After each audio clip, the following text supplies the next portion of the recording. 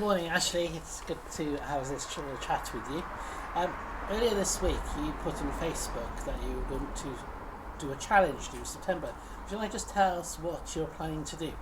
Yes, so I have signed up to a sponsored running challenge for which I will be running 102 miles, which is 164 kilometres throughout September, Okay. which it roughly equates to about 5k a day. Okay, so you're going to run 5k a day, every day through September. Yes, some days when I'm on call I might have to do none, and the next day I'll have to catch up and do 10k that day, but it will even out to 5k a day. Okay, so why are you doing this?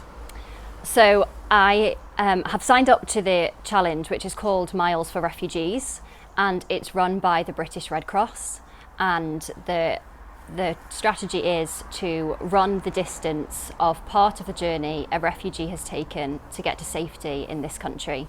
So the distance I am running, the 164 kilometres, is the distance from Calais to London, which we know from the news is a journey that many refugees are taking in current weeks.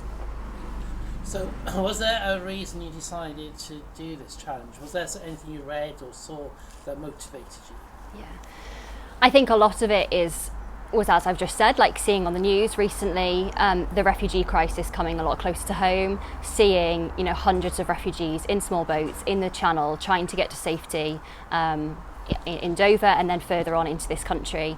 But specifically the way that story was represented in the news, I kind of presumed that at any opportunity, if we had refugees out at sea on our borders, it would be mainly a humanitarian focus of collecting them safely and bringing them to shore.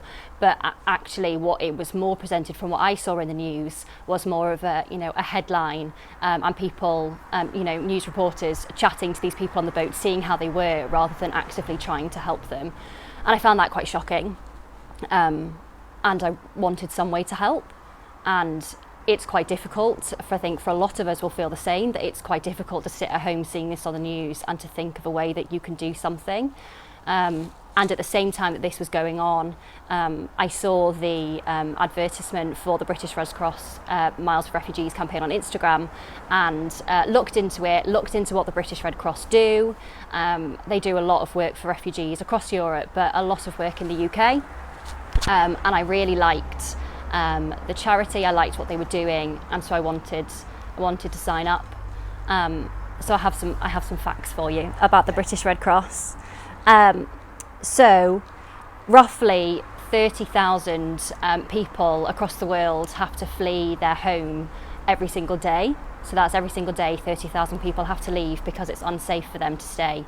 And thousands of them every year will end up in our country. And last year, the British Red Cross helped 40,000 refugees in this country. And so that is from very basic things like making sure they have access to healthcare, hygiene packs, emergency monetary relief, but then also the more long-term aspects of a refugee settling in this country. So things like they will get translators to help translate the documents they need to seek asylum. They will arrange transport to get to their meetings. They will give support, emotional advice to people that are having to set up a whole new life thousands of miles away from their home. So I really liked the charity, what they were doing, and so I thought I'd sign up and see if I could get a bit of money to help their effort in the country. Okay, that's great. So if people want to sponsor you, how do they go about it? So I have a fundraising website, which I can give you the link to, and you can sponsor me on there.